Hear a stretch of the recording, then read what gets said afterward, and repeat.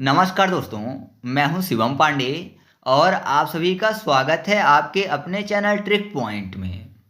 दोस्तों, आज हम लोग इस वीडियो में प्रमुख राष्ट्रीय व अंतर्राष्ट्रीय ऑपरेशन 2025 को डिटेल में और साथ ही साथ ट्रिक के माध्यम से पढ़ने वाले हैं। तो आप इस वीडियो को शुरू से अंत तक जरूर देखिएगा, जिससे आपको सभी चीज़ें अच्छे से समझ में आ सकें। इसके अलावा मैं आपको बता दूं कि दिसंबर महीने में मैं आपको करंट अफेयर्स के सभी टॉपिक ट्रिक के माध्यम से याद करवा दूंगा।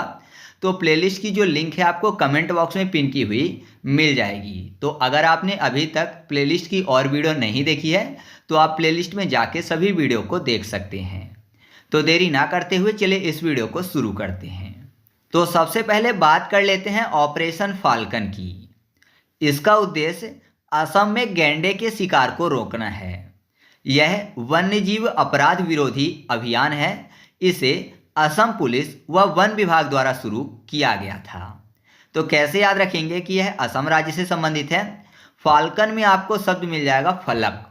फलक और जमी आपने शब्द सुना होगा। फलक मतलब होता है आसमान, और आसमान से मिलता जुलता किस राज्य का नाम आएगा? असम। आसमान असम। तो आप ऐसे याद रखिएगा कि ऑपरेशन फाल्कन जो है ये असम राज्य में शुरू किया गया। और क्यों किया गया है? तो गैंडे के शिकार को रोकने के लिए शुरू किया गया है। नेक्स्ट है ऑपरेशन फायर ट्रेल, जिसका उद्देश्य भारत में चीन से अवैध रूप से आयातित पटाखों की तस्करी को रोकना है। इसे राजस्व खुफिया निदेशालय यानी DRI द्वारा शुरू किया गया है पूरे भारत में। तो कैसे याद रखेंगे? यहाँ पर बात हो रही है फायर ट्रेल की। तो फायर करने की बात, तो आपको पता है पटाखे जो होते हैं वो फायर करते हैं, मतलब उनमें आग लगानी पड़ती है। या फिर आप ऐसा मानिए कि जो पटाखे वाली बंदूक आती है उससे लोग फायर करते हैं, या रॉकेट जो है लॉन्च होते हैं। तो कुल मिलाकर आग से ही संबंधित है पटाखे। पटाखे बिना आग के, बिना फायर के नहीं जलेंगे। तो आप ऐसे याद रखिएगा कि ऑपरेशन फायर ट्रेल जो है ये भारत ने चीन से अवैध रूप से आयातित पटाखों की तस्करी को रोकने के लिए चलाया है। ठीक है।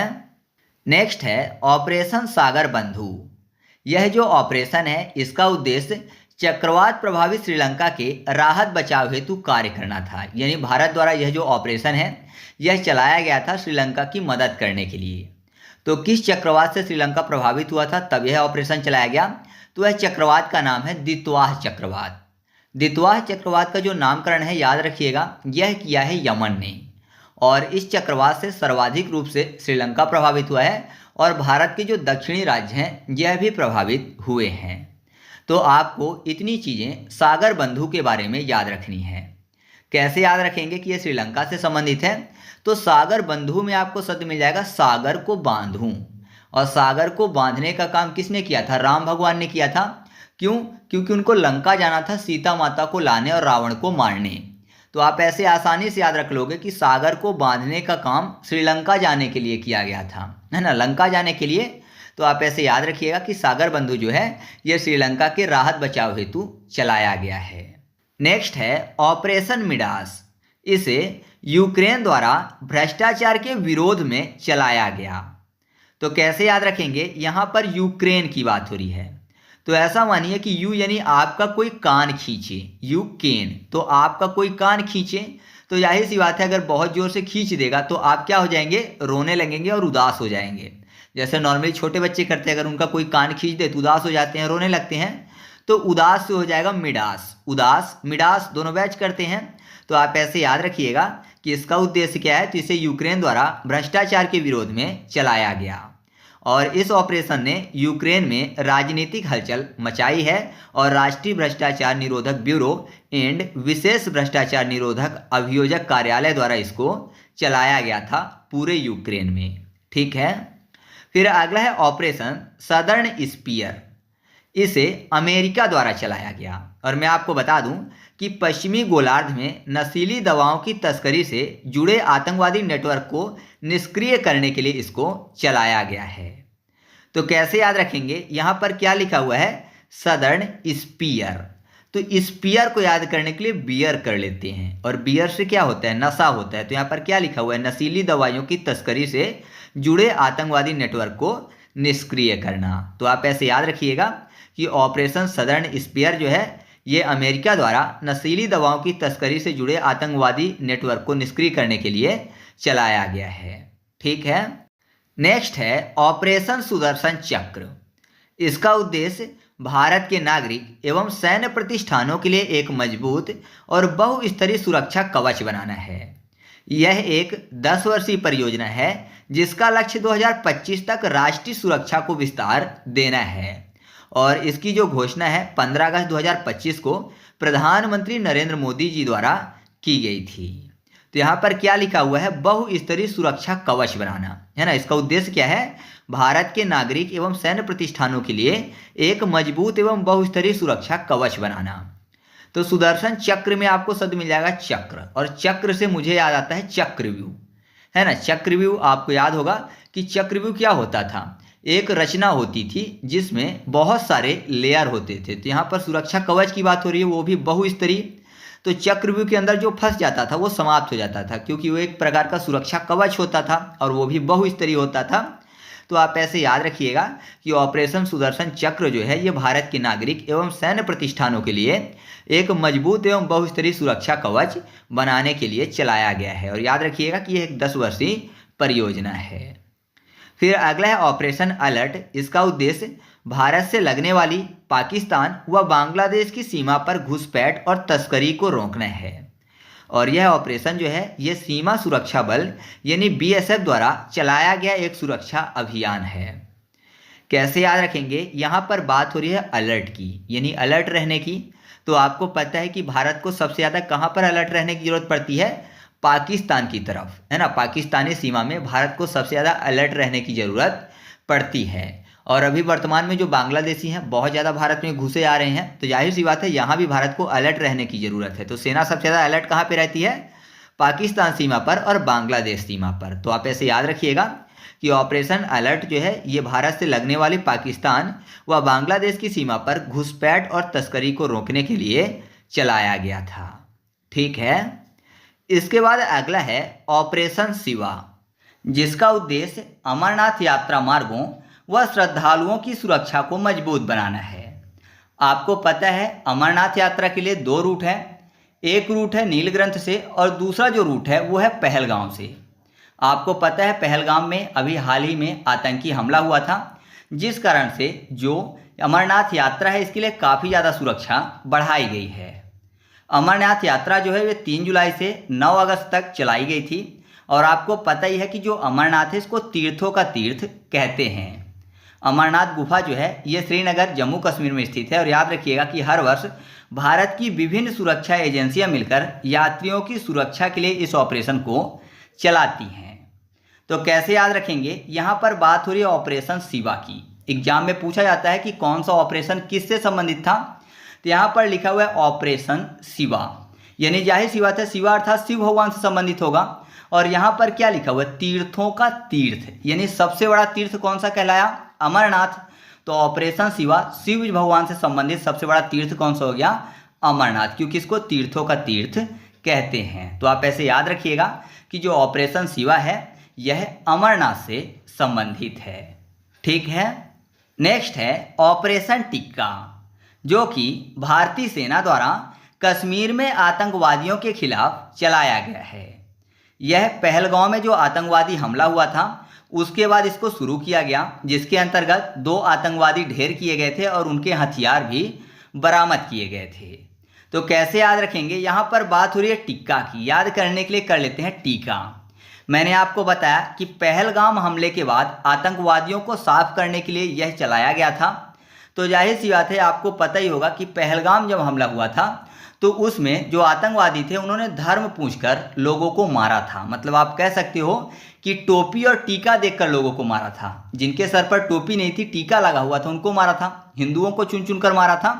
तो टीके की बात हो रही है, तो किससे संबंधित हो गया, पहलगाम से। तो याद रखिएगा कि पहलगाम में जो हमला हुआ था उसके बाद आतंकवादियों को सफाया करने के लिए ऑपरेशन टिक्का जम्मू कश्मीर में भारतीय सेना द्वारा चलाया गया था। नेक्स्ट है ऑपरेशन कालनेमी 2025, जिसका उद्देश्य उत्तराखंड सरकार द्वारा पाखंडी साधुओं को बेनकाब करना है। मैं आपको बता दूं कि उत्तराखंड सरकार ने हाल ही में साधु संतों का भेष बनाकर लोगों को ठगने और सनातन संस्कृति को बदनाम करने वालों का सफाया करने हेतु ऑपरेशन कालनेमी चलाया है। कालनेमी के बारे में आपको पता होगा, जब लक्ष्मण भगवान को शक्ति बाण लगा था तब जब हनुमान जी जड़ी बूटी लेने जा रहे थे तो साधु का भेष बनाकर कालनेमी नाम का जो राक्षस था वो हनुमान जी को रोकने की कोशिश करता है। ऐसे ही समाज के जो असामाजिक तत्व हैं जो कि ठगने का कार्य करते हैं, साधु बनकर उनको साफ करने के लिए उत्तराखंड सरकार द्वारा ऑपरेशन कालनेमी चलाया गया है। तो आपसे एग्जाम में पूछा जा सकता है कि ऑपरेशन कालनेमी कहाँ चलाया गया या फिर किसके द्वारा चलाया गया। तो किसके द्वारा चलाया गया है? उत्तराखंड सरकार द्वारा। आपको पता ही है कि जो उत्तराखंड है इसको बोला जाता है देवों की भूमि। अब देवों की भूमि है तो आपको पता है यहाँ पर राक्षस भी होंगे, है ना। देव और दानव के बीच में झगड़ा चलता रहता है, तो देवों की भूमि है तो कालनेमी भी होंगे यहाँ पर, जो कि साधु बने होंगे देवताओं के डर से, और क्या कर रहे होंगे? पीठ पीछे वार कर रहे होंगे। तो देवों की भूमि में ही कालनेमी पाए जाएंगे, जिनको साफ करने के लिए देवभूमि में ऑपरेशन कालनेमी चलाया गया है। तो आपको ऐसे आसानी से याद रहेगा कि ऑपरेशन कालनेमी जो है ये उत्तराखंड राज्य में उत्तराखंड सरकार द्वारा चलाया गया है। नेक्स्ट है ऑपरेशन ब्रह्मा, जिसका उद्देश्य भारत सरकार द्वारा भूकंप प्रभावित म्यांमार की सहायता है।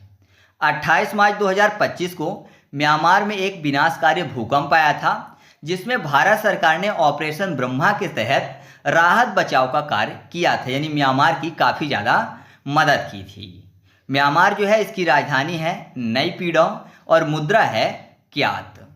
कैसे याद रखेंगे कि जो ऑपरेशन ब्रह्मा है वो म्यांमार से संबंधित है? म्यांमार के दो प्रमुख उपनाम हैं, एक उपनाम है पैगोड़ा का देश और दूसरा उपनाम है ब्रह्मा का देश। अगर आपको ये पता होगा तो आपको आसानी से क्लियर हो जाएगा कि ऑपरेशन ब्रह्मा जो है किससे संबंधित है? म्यांमार की सहायता से संबंधित है, क्योंकि जो म्यांमार है इसको ब्रह्मा का देश कहते हैं। अगर आपको भरोसा नहीं तो आप गूगल कर सकते हैं कि ब्रह्मा का देश किसे कहते हैं, तो सही जवाब मिलेगा म्यांमार। ठीक है, तो आप ऐसे आसानी से इस पॉइंट को याद रख सकते हो। नेक्स्ट है ऑपरेशन सिंदूर 2025, जिसका उद्देश्य पाकिस्तान और पाकिस्तान अधिकृत कश्मीर यानी पीओके में आतंकवादी ढांचे को निशाना बनाना था। यानी जो पीओके में या फिर पाकिस्तान के अंदर जो भी आतंकवादी ढांचे थे उनको नष्ट करना ऑपरेशन सिंदूर का प्रमुख उद्देश्य था, ना कि जो आम नागरिकों से संबंधित स्थान है उसको निशाना बनाना। और मैं आपको बता दूं कि यह जो ऑपरेशन सिंदूर है यह पहलगाम हमले के बाद भारतीय सेना ने इसे अंजाम दिया था और भारतीय सशस्त्र बल ने 6-7 मई की रात को इसे अंजाम दिया था। तो इसको ट्रिक से याद करवाने की जरूरत नहीं है कि ऑपरेशन सिंदूर के अंतर्गत क्या किया गया है, क्योंकि सबको इसके बारे में पता है। तो चलिए आगे बढ़ते हैं।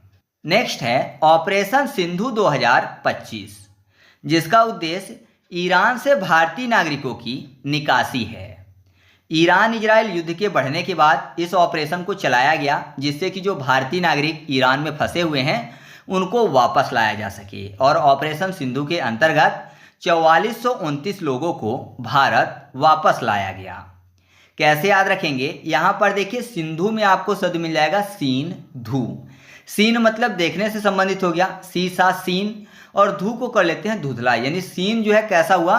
धुधला हो गया। तो आपको पता है सीन यानी दिखाई देने में, धुधला कब होता है? रात में, यानी रैन में। रैन फॉर ईरान, रैन ईरान। तो आप ऐसे याद रखिएगा कि ऑपरेशन सिंधु जो है किससे संबंधित है? ईरान से संबंधित है। ईरान में जो भारतीय फंसे हुए थे, जब ईरान इजराइल युद्ध की स्थिति हो रही थी तब उनको भारत वापस लाने से संबंध रखता है।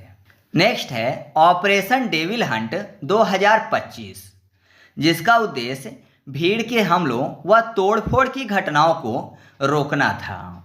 7 फरवरी को गाजीपुर बांग्लादेश में छात्रों और नागरिकों पर हुए हिंसक हमलों के विरोध के बाद बांग्लादेश की जो यूनिस अंतरिम सरकार थी उसके द्वारा ऑपरेशन डेविल हंट चलाया गया था। मैं आपको बता दूं कि बांग्लादेश के गाजीपुर में कुछ छात्रों द्वारा प्रदर्शन किया जा रहा था, जिसके बाद उनके ऊपर हिंसक प्रभाव किए गए, जिसमें बहुत सारे छात्र और कुछ नागरिक जो थे घायल हो गए थे, जिस कारण से पूरे देश में अफरा तफरी मच गई थी, मतलब हिंसा बढ़ गई थी।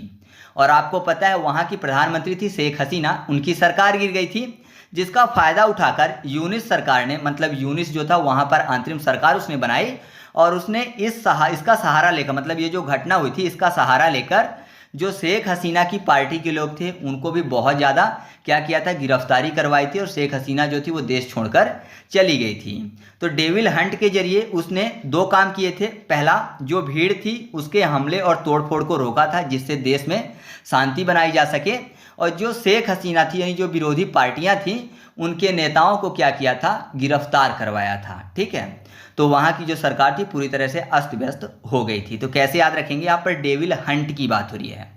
हंट मतलब होता है शिकार करना, हंट मतलब शिकार करना, डेविल मतलब बुरे लोग।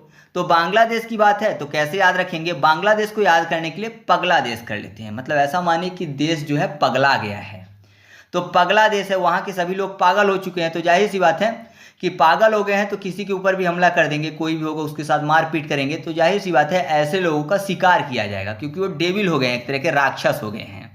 तो उनका हंट किया जाएगा। क्यों? क्योंकि देश जो है पूरा का पूरा पगला गया है।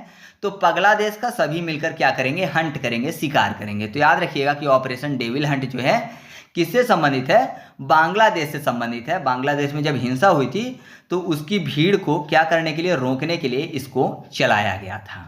ठीक है, आगे बढ़ते हैं। नेक्स्ट है ऑपरेशन बिहाली 2025, जिसका उद्देश्य जैसे मोहम्मद के आतंकवादियों को पकड़ना या मारना था। यह अभियान उधमपुर जिले के बसंतगढ़ क्षेत्र के बिहाली इलाके में चलाया गया था। और मैं आपको बता दूं कि भारतीय सेना के पैरा कमांडो और जम्मू कश्मीर पुलिस द्वारा संयुक्त रूप से इसको संचालित किया गया था।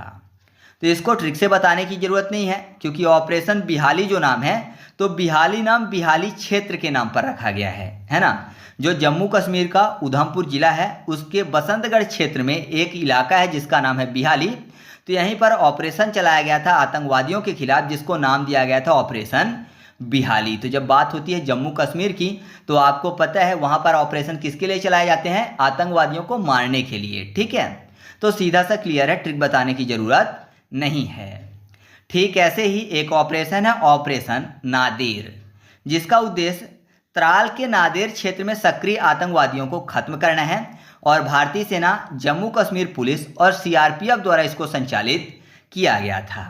तो यहाँ भी नादेर से क्लियर हो रहा है कि जम्मू कश्मीर के नादेर में जो आतंकवादी थे उनका खात्मा करने के लिए इस ऑपरेशन को चलाया गया था। और यह अभियान जो है ये 13 मई को शोपिया जिले में हुए ऑपरेशन केलर के बाद शुरू किया गया था। ऑपरेशन केलर जो है ये भी क्षेत्र के नाम पर रखा गया है, ये भी जम्मू कश्मीर में एक स्थान है केलर। तो केलर के नाम पर ऑपरेशन केलर हो गया। वहाँ पर जैसे तैयबा के 3 आतंकवादियों को मारा गया था और जो आर्मी थी उसको लीड मिली थी कि नादेर में भी बहुत सारे आतंकवादी छिपे हुए हैं, जिस कारण से ऑपरेशन केलर के बाद ऑपरेशन नादेर चलाया गया था और यहाँ भी सेना को सफलता मिली थी। तो तीनों को याद रखिएगा, ऑपरेशन बिहाली, ऑपरेशन नादेर और ऑपरेशन केलर जो है ये जम्मू कश्मीर से संबंधित है। और किससे संबंधित है, आतंकवादियों के सफाया से संबंधित है। ठीक है, आगे बढ़ते हैं।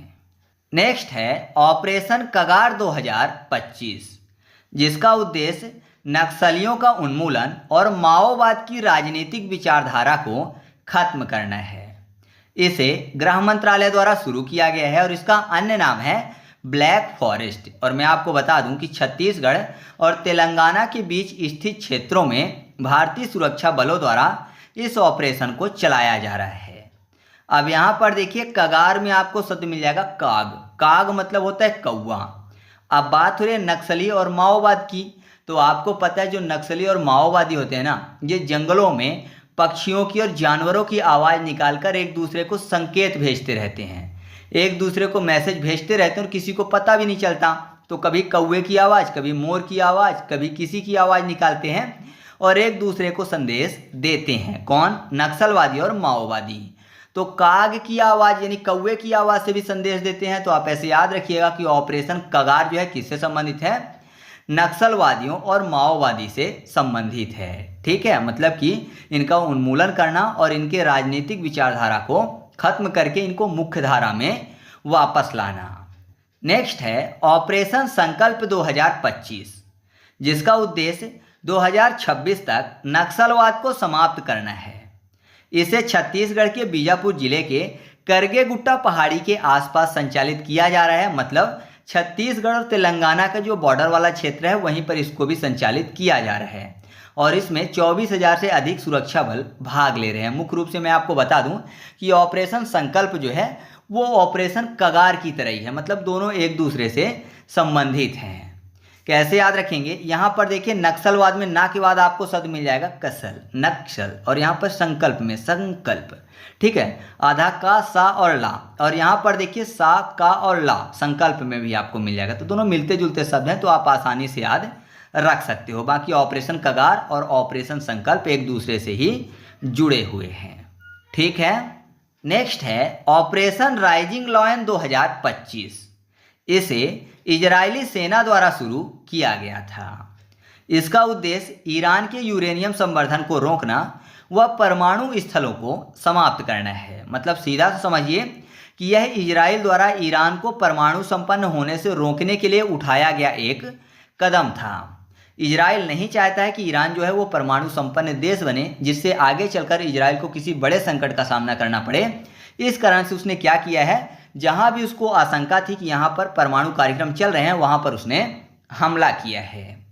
कैसे याद रखेंगे, इजराइल में आपको शब्द मिल जाएगा रॉयल, और रॉयल की बात हो रही है, और यहाँ पर लॉयन शब्द मिल जाएगा। आपको पता है लॉयन जो है, शेर जो है जंगल का राजा है। राजा मतलब रॉयल परिवार हो गया, है ना, राजा मतलब रॉयल। तो आप ऐसे याद रखिएगा कि ऑपरेशन राइजिंग लॉयन जो है किससे संबंधित है, इजराइल से संबंधित है। नेक्स्ट है ऑपरेशन ट्रू प्रॉमिस 3 2025। इसे ईरान द्वारा ऑपरेशन राइजिंग लॉयन के जवाब में शुरू किया गया। इसके अंतर्गत ईरान द्वारा इजराइल के शहरों व बुनियादी ढांचों को निशाना बनाया गया। मतलब जो सार्वजनिक जगह थी वहां पर ईरान द्वारा इजराइल पर हमला किया गया, जो कि गलत है, ऐसा नहीं करना चाहिए, लेकिन ईरान द्वारा ऐसा किया गया। इससे पहले भी ट्रू प्रॉमिस 1 के तहत अप्रैल 2024 में और ट्रू प्रॉमिस 2 के तहत अक्टूबर 2024 में ईरान द्वारा इजराइल पर हमला किया गया था, ठीक है। तो ये चीज़ आपको याद रखना है। यहाँ पर देखिए प्रॉमिस में आपको शब्द मिल जाएगा मिस, ईरान में आपको शब्द मिल जाएगा ई रॉन, रॉन अगर पढ़ें तो रोन में आपको शब्द मिल जाएगा रोना।